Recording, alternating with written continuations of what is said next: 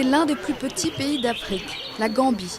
Les élections ont eu lieu récemment, l'occasion pour le président Yahya Jammeh d'envoyer un message un peu particulier à la presse. Il y a des gens qui disent que ce pays est un enfer pour les journalistes. Eh bien, si l'on parle de liberté, il faut aussi parler de responsabilité. Les journalistes représentent moins de 1% de la population. Si quiconque pense que je vais laisser 1% de la population détruire 99% de la population, eh bien, c'est vous qui n'avez rien compris. Informer est risqué en Gambie.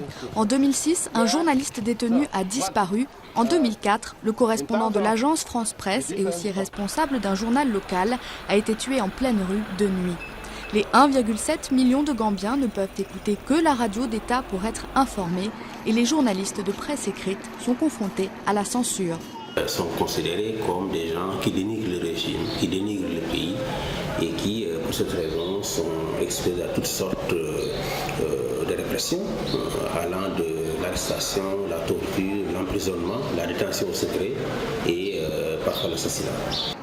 The Voice est un nouveau journal. Il a été créé par ce journaliste après que The Independent, le journal où il travaillait, ait été fermé et ses 35 travailleurs détenus pendant 3 jours.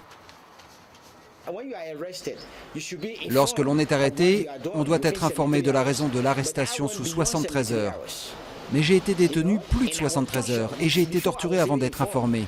J'ai été battu, ils m'ont agressé, ils m'ont torturé de toutes les sortes.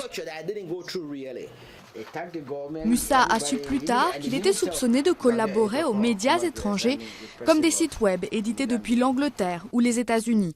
À Dakar, au Sénégal, à peine 150 km de la frontière gambienne, une radio online animée par 3 journalistes en exil traite l'actualité gambienne.